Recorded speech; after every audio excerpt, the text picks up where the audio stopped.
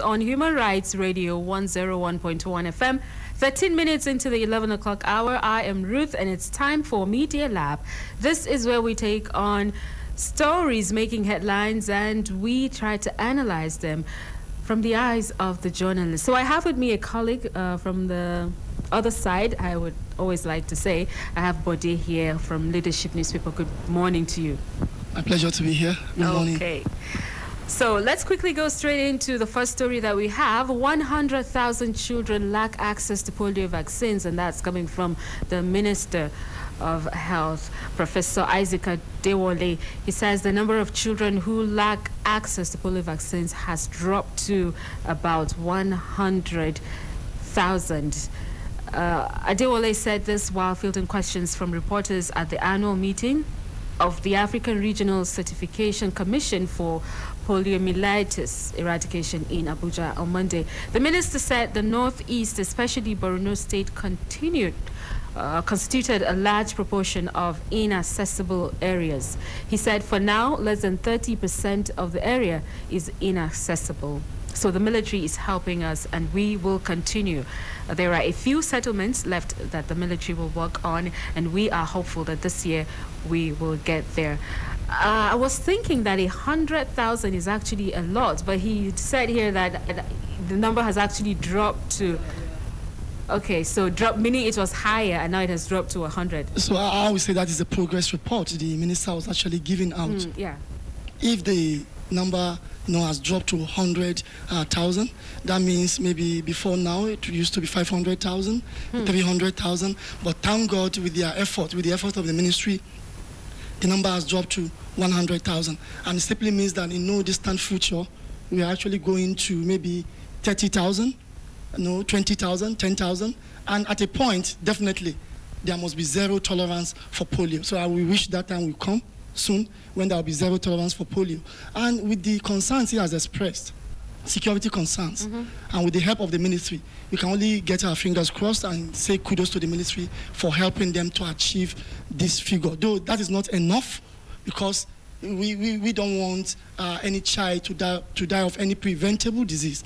Polio is preventable. So with what he said they are doing, we pray or we hope that they will simply, or they will easily get to the BRS minimum number or zero tolerance for polio. Even though at this point I would like to say that perhaps we're not also saying that 100,000 children have polio here. They just do not have access, of course, which leaves them at risk. Yeah. Yes. To this. Yes. Now, this has been lingering. I mean, will there really ever be a time that Nigeria would be, polio-free? Polio-free, sure, yeah. Sure. The country, we are working towards that. The ministry is working towards that assiduously. And like I said, though this figure is about Borno State, we don't know what is happening in Katsina State, we don't know what is happening in Kogi State. True. But I can tell you as we speak, there are states in Nigeria that they are totally certified polio-free.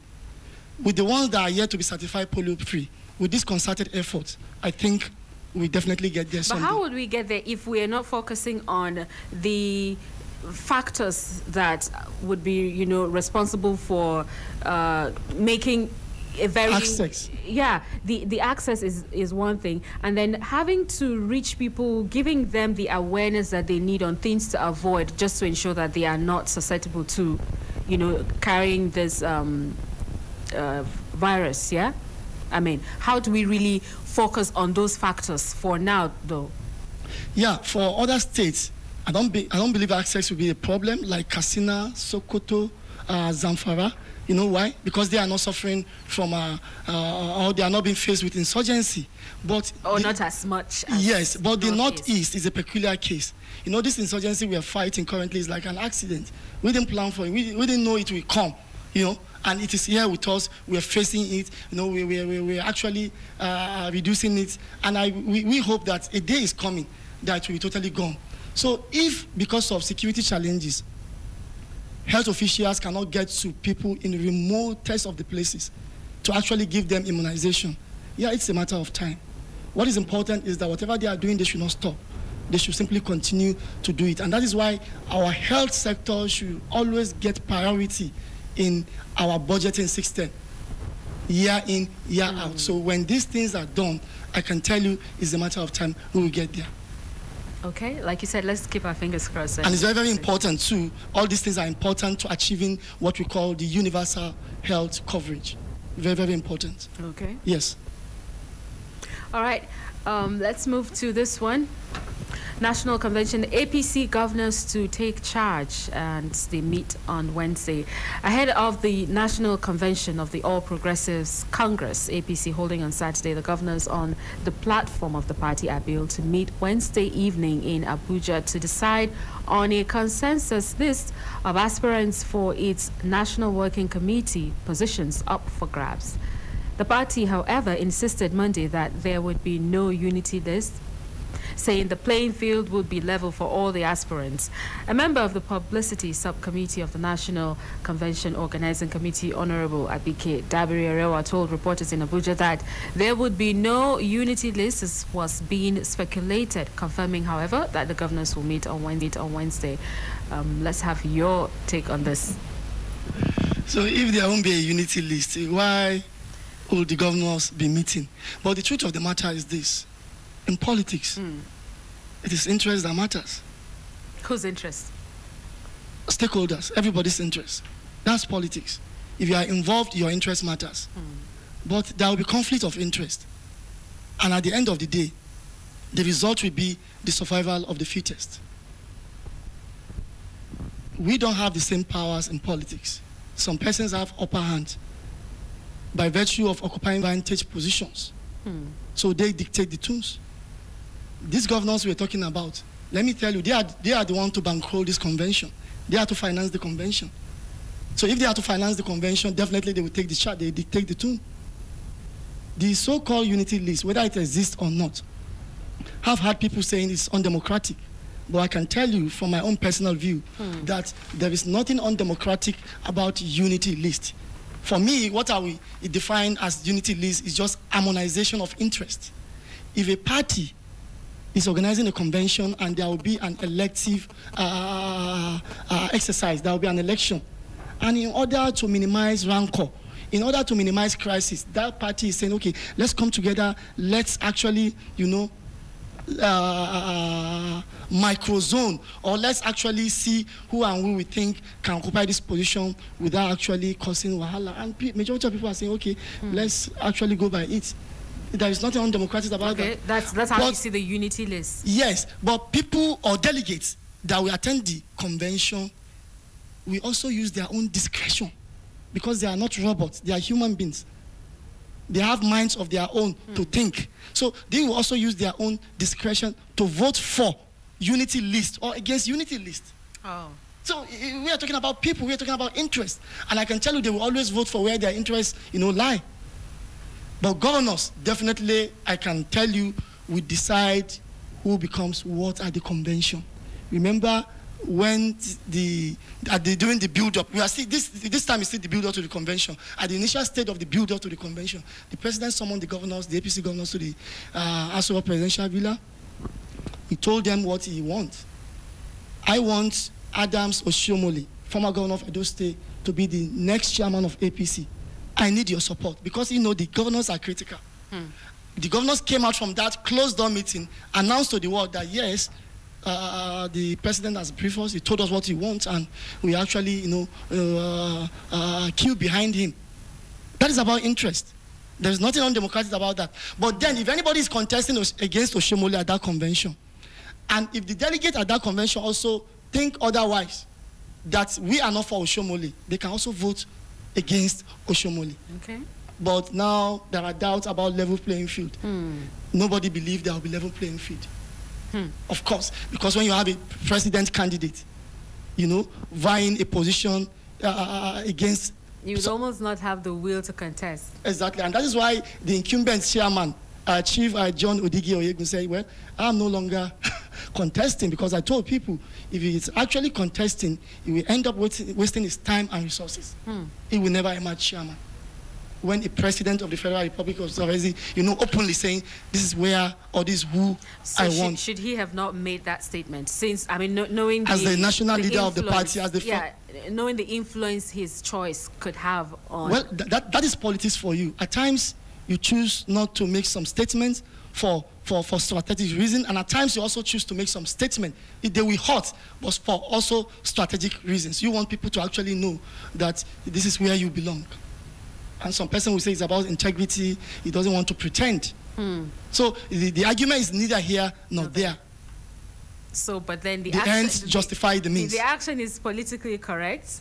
That's the no, action. Because you're saying it's very political. Yes, everything is about political correctness. Yes.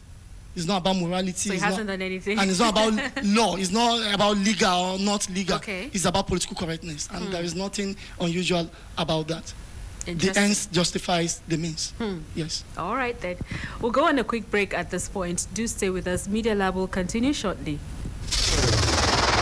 With extraordinary giant strides, we at 101.1 Human Rights Radio utilize the airwaves by redefining broadcasting.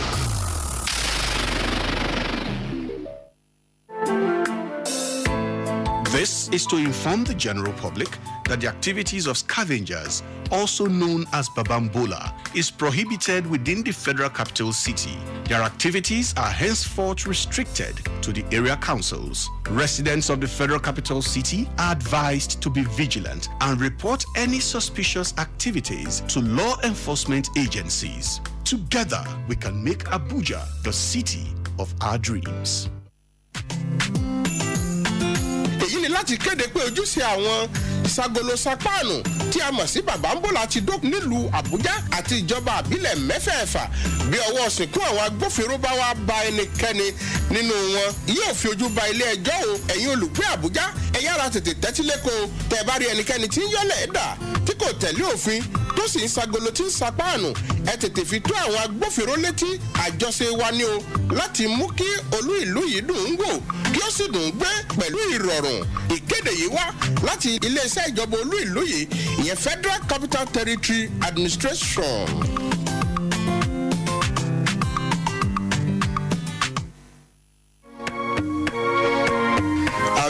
Awidna akugna aza vien kizinege tuntun aza mbatun aya una vidankulu na kobege Babambola atela jebaje o kizine onkoyin tiya kola ka haye baba tuntun kola podi nara kan se vien ba lokutna e kizine ozana wa sasatu vidankulu wotna aba wa api aga otata agna kizinda mbasasaloge balaweka na zaipia da na azalaba sasalo kizine ge balawepi naja zaipia bakara na bana banwa ba tabashiba agaba tata yutna wote yami etinzine ko na ba abwa abegi I would never bagmi new city here atutni jina kokoge Federal Capital Territory Administration.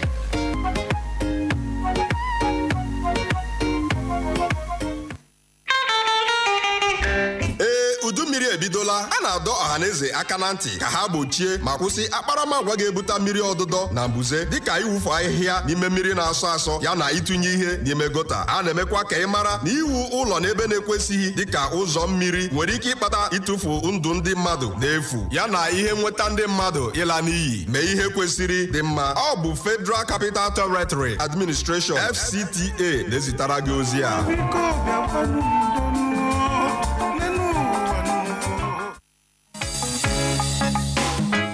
A yayin da damuna ta fara kankama, an shawarci al'umma da su guji bata muhalli wanda ke iya jawo ambaliya. Zub da shara ba kan gado shine makasudin babbar ambaliya a birnin tarayya Abuja. Saboda haka kar ku zub da sharar ku a magudanan ruwa. Bugu da kari, an shawarci al'umma da su kiyaye yin gine-ginen gidaje a hanyoyin ruwa wanda yin haka kan iya jawo rusan da zai laƙume rayukan al'umma da dukiyoyinsu a lokacin damuna. A koda yaushe ku kasance mai yin abin da yake daidai. Wannan sako na zo muku ne daga hukumar birnin tarayya FCTA.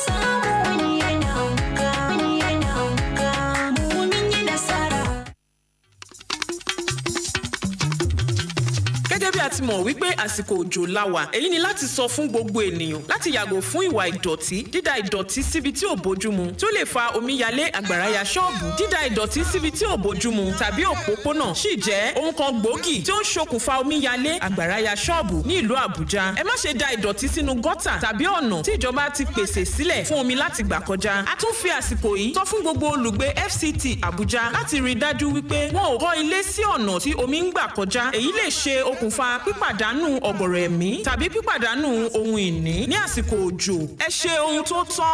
Ìkéde yìí wá láti àjọ FCTA Federal Capital Territory Administration.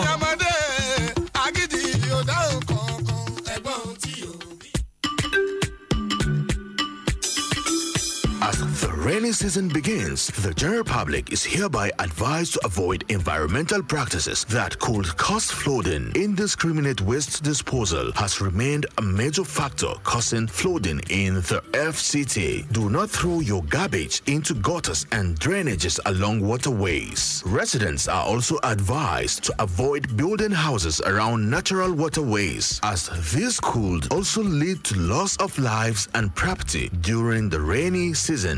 Do the right thing. This message is from the Federal Capital Territory, FCTA.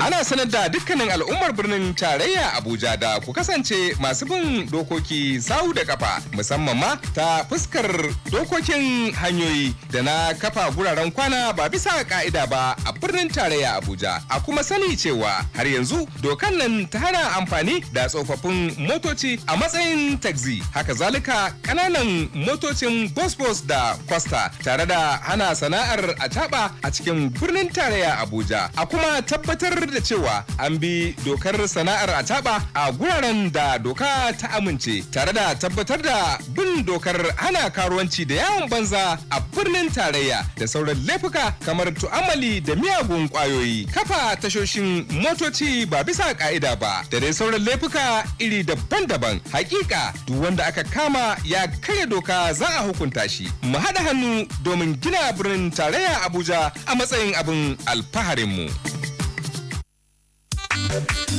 Eji ohere a echetara ndị bi isi obodo anyị bụ Abuja mkpa ọ dị idobe iwu tụmadị ka o si gbasata okporo ụzọ n'ebe obibi na-ezighị ezi. Biko mara na enyela otu task force nke minista hibere ikike ịhụ na iwu nke mechibidoro adịgboroja ụgbọala ọbụla eji arachapịọm pụtara ihe. Ha ga-ahụkwa na akwụsịrị kpamkpam iji ọgbatumtum maọbụ ị na-aga ebugharị ndị mmadụ n'isi obodo anyị bụ Abuja. Otu a ga-ahụkwa na ha gbochiri ndị keke ma mawapụtakwara ha ebe ha ga na-agba na mpaghara isi obodo anyị. Ha ga-ekpochapụkwa ndị akwụna na ụmụ mmekpa ahụ ndị ọzọ dịka ịtụ mgbere mmadụ, ire ọgwụ ike nakwa iwepụ ma kulie ebe obibi ọbụla na-ezighị ezi. Otu a ga-ahụ na ewepụrụ ọdụ ụgbọala na-ekwesịghị ekwesị n'isi obodo anyị. Biko ka anyị jikọọ n'aka ọnụ wulite FCT ka ọ dị ka anyị si chọọ ya. Ndị aka ga-akpara dara iwu ndị a ga-eji anya ha hụ ntị ha, bụrụ ezi nwa amaala, dobe iwu ala anyị. Aha! Kéku ilé ó gbọ́ kó yá àwífún toko. Kánò ó gbọ́ kóró fóòbẹ̀ pé ìjọba olú ìlú yìí ń fi àsìkò ìran gbogbo olùgbé ìlú yìí ní etí o, pé ìjọba kò fi àyè gba àwọn ọkọ̀ tí kò dára, kẹ̀kẹ́ nàpẹ́ẹ̀bù, ọ̀kadà alùpùpù àti àwọn ọmọbìnrin tí ń ṣiṣẹ́ gbélépawó, ìyẹn àwọn aṣẹ́wó nínú ìlú Àbújá o. Mọ́ gbàgbé pé àwọn amúnisínkùn ìjọba ń bẹ láàrin ìlú, bí ọwọ́ wọn bá bà ọ́ ajẹ́pọ̀ orugi oyin nìyẹn o. Káwí fún ni ká gbọ́ ìlú yọmọ adarí hunrun, ṣèbí ká sọ̀rọ̀ fún ni ká gbà ní yọmọ ẹ̀dá èèyàn. Gbọ́ ohun tí ìjọba olú ìlú yìí ń sọ fún gbogbo wa, kí ìlú Àbújá kí ó lè dùn ún wò, kí ó lè dùn ún gbé fún gbogbo wa. Dídára olú ìlú yìí àjọṣe wa ni o. Jẹ́ kí èmi àti ẹ jẹ́ olùgbé rere, jẹ́ olùgbé rere. As a business owner, you may be asking yourself for reasons why you should advertise with Human Rights Radio. Well, I will give you 5. 1. We operate a 24-hour Facebook TV that accommodates all our shows and with 50,000 views per show. 2. All around the world, millions of people tune into our station live on our Human Rights Radio app, available on Android and iOS. 3. We are employing over 2,000 conversers ready to attend to all your advertising needs. 4. With our very affordable rates, you are guaranteed the best value for your money. 5. We go beyond radio and can be found on all other social media platforms, including Twitter, Instagram, YouTube, and Periscope, proving that while other stations enjoy listenership, we enjoy followership. The question shouldn't be, reasons why you should advertise with Human Rights Radio. The real question is reasons why you haven't. Welcome to Nigeria's first magazine radio, Human Rights Radio 101.1 FM, redefining broadcasting.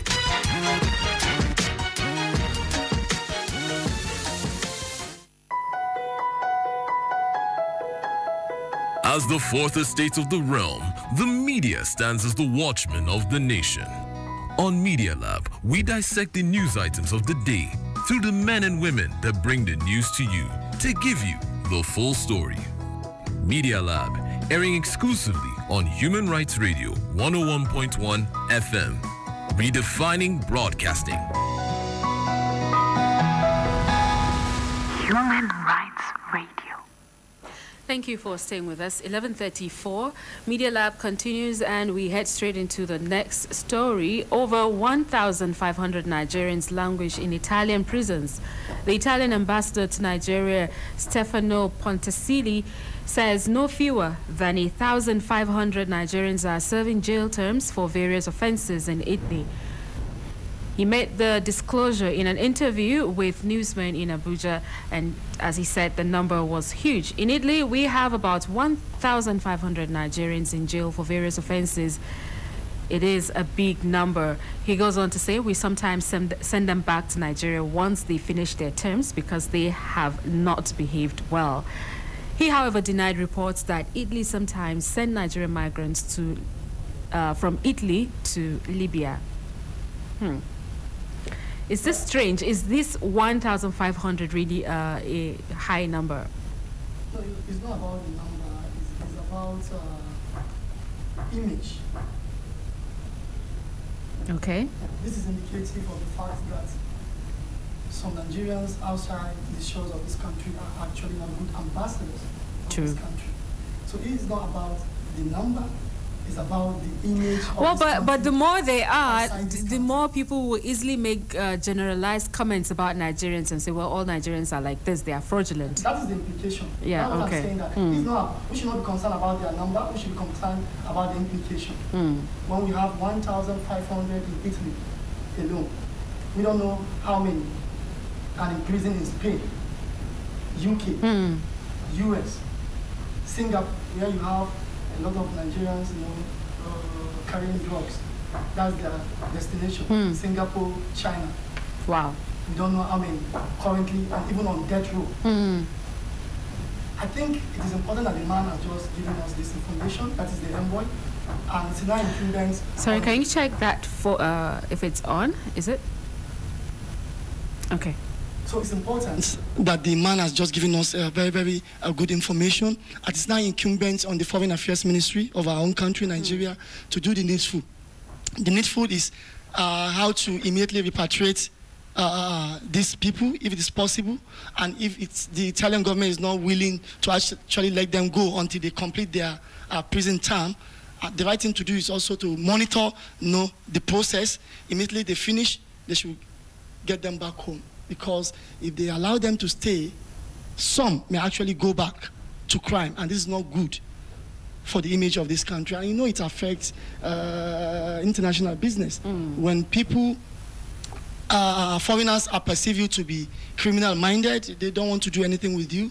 They want to treat you with disdain and contempt, and that is not good. For even law-abiding Nigerians in other countries, it becomes difficult for them to move around freely. Yeah, so they will all be suspects. Yes, this is an image problem. This is an image problem, and Nigerian government should actually rise up to the occasion to actually, ameliorate or try to put this kind of thing in checks. We've heard reports of some of these migrants being taken to other countries. Now, he is denying that one of such reports, saying that they are not moving migrants from Italy to Libya. But are there not overwhelming reports about this already, saturated in the media? About transporting Nigerians to Libya? Generally moving them from other, countries to, such countries. Detention camps like Libya, where you have slave masters willing to actually take them in, buy them and turn them to slaves. And, you can never blame anybody. Perhaps it's cheaper for them to do that than deporting them directly back because to they their are actually, they are nuisance in their country and they don't want to see them.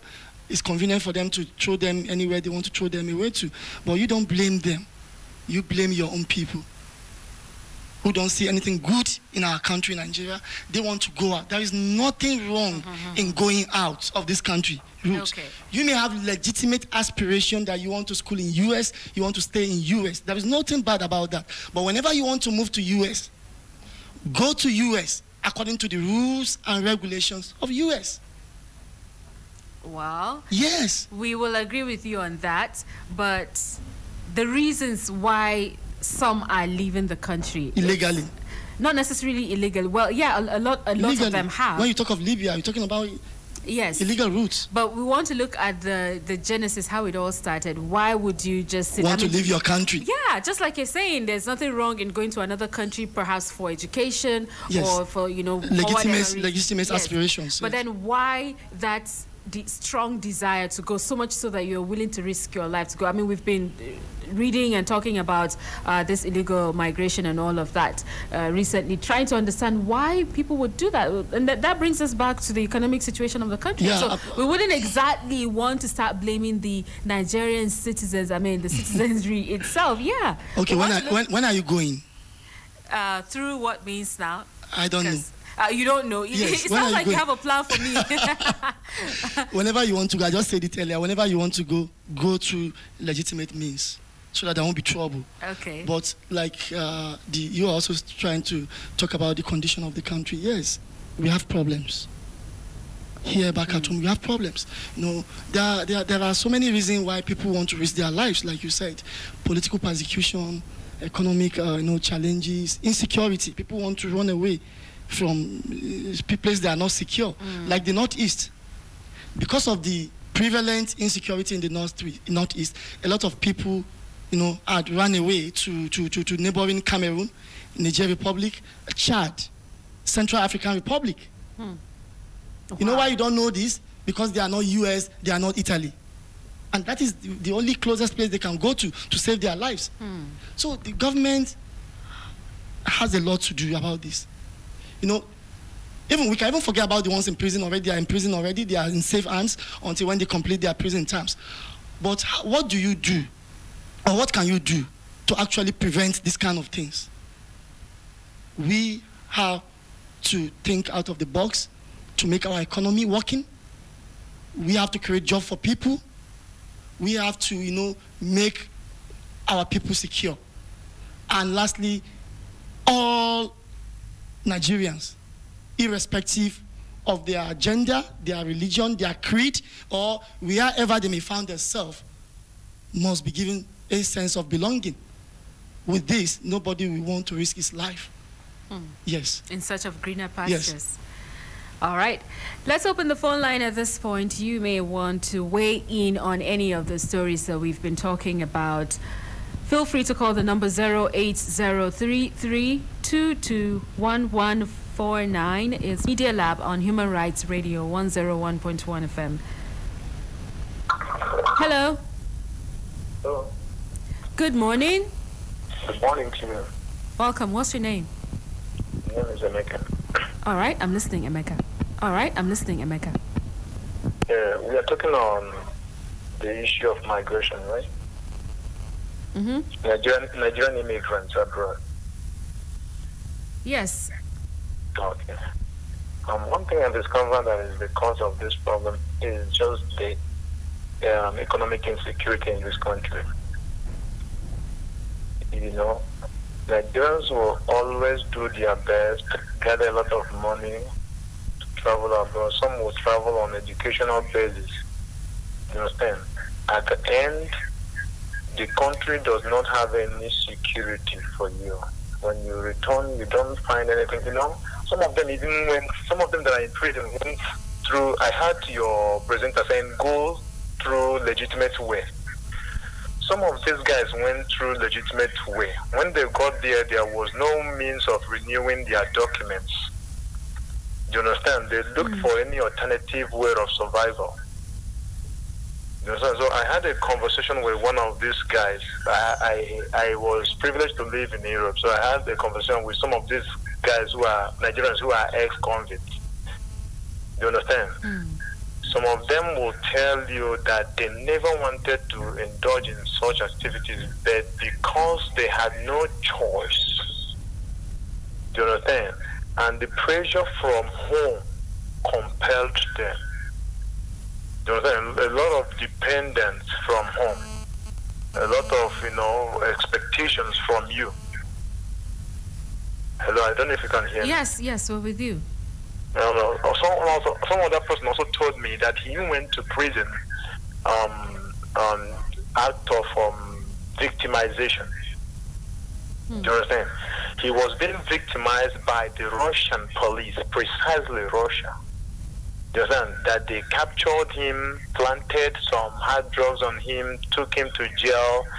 And my dear, I want to tell you something. There was a story that there was an incident that happened between me and my friend Kingsley. He's from Benin. So we were together coming down from metro. We wanted to go to the metro station. On our way approaching a white girl and his boyfriend attacked the guy because of one good cap he was putting on. It was a beautiful cap. Because of that cap, they attacked him. They wanted to get the cap out of him. He was struggling to defend his cap. He was struggling to defend himself. So I intervened, trying to make peace between the two folks. Then Kingsley ran away from the situation. Immediately they rang the police. There is this bell that they ring. The moment they ring the bell, everybody will stand still. So everybody stood still. So it was easy for the police at that time to capture him. Do you know that this guy went straight to jail for his innocence? So a lot of Nigerians are in prison in foreign nations for crimes they didn't even commit. Do you understand? It's not all of them that are in prison that committed one crime or the other. So a lot of things, compound all these issues of Nigerians being in prison. And when you think about coming home, a lot of them, after they serve their jail sentence, they will still prefer to remain there. Wow. Rather than coming home, because in Nigeria there is no security system, economically and otherwise. Okay. You understand? Yeah. If our government should put things in place, no Nigerian person would like to go out there knowing the situations that you're going to face. I don't know if you understand what I'm saying. Yes, Emeka, thank you. Most of the time you see white people confronting you, go back to your Africa, what are you doing here? But you still are in the midst of all these abuses. I have been abused myself personally many times, but we still prefer to live in the midst of all those abuses. Do you understand? That is as bad as it is. You are being abused on daily basis. At job, I was abused several times, but I still prefer to live with them because I am sure of what I am earning. Do you understand? That is how it is. What compelled all this is the government. Yeah, Emeka, I have to let you go now. But thank you for sharing your experience. Thank you. God will help this country. Thank you. Yeah. All right. Okay, he has had an experience. Now, you see, there are others who may be in prison, not really because they did anything wrong, just because they're dark-skinned. They're Africans. Sure. Hello? Good morning. Good morning. Welcome. Thank you very much. I am Prince calling from here. All right, go ahead, please. You see, it's not only Libya that our people go. Are you getting me? Like in Benue State and in some of those states that the so-called herdsmen are disturbing there, it's better they go to the neighboring countries to save their life than to stay in this country and die. You understand? Like some of us now, as we are here now, honestly, I must be frank with you, that the federal government will bring fertilizer, ask you to go to farm. Only for them to organize the Fulani men to come and kill in the farm. So it's better we die than to stay in the country and be slaughtered. Thank you very much. Thank you for sharing your thoughts with us on that. Hello? Hello?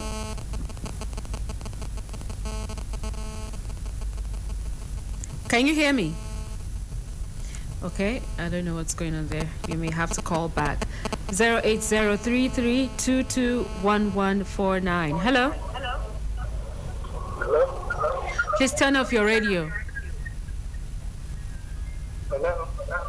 Can you hear me?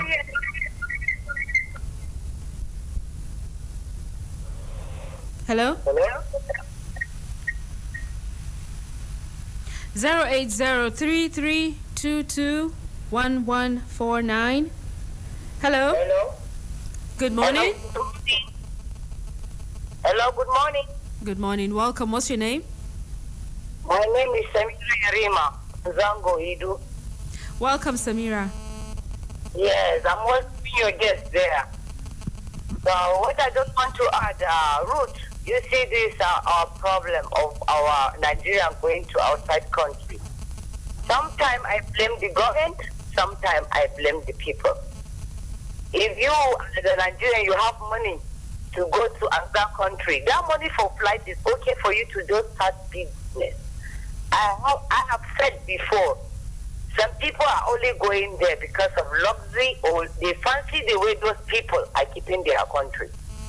And secondly, our embassy there in other countries, what are they doing? Are they doing their job right to go to the prison where they know they have people for their own country coming inside the country? Are they going there to check in other prisons to see how Nigerians are, or their welfare? Because other countries do it. Because I was once in one country working in embassy. I don't want to call the name of the country or because it's implicated because I have my own issue there. But you can see other countries, their embassies go to the prisons there and check how many Nigerians go to the reporting camp. If you go to other country reporting camp, you will cry. You will cry if you see the way our embassy neglect our own people there. Wallahi, believe me, you will cry. If only the embassy can be doing their job, going there to see people, ask them their problems, what brought them inside the prison, and stand for them. It is not proper. You send them back to their country. Nigeria too is another foreign country. It pains me when I hear things like this. Because I have friends, even right now, they are ready to leave this country because of this. Look, the money that you use for ticket, use it and start business. It's better I die in my country than to die in another man's country. So let our embassy do something. Let our honorary president go around all the embassy. He used to do that work in the studio. I used to hear him. Try to do the work that is not belongs to him. Calling other embassies, let every country that have Nigerian person there, let the embassy stand for it. So that is my own contribution. Thank you. Thank you very much, Samira.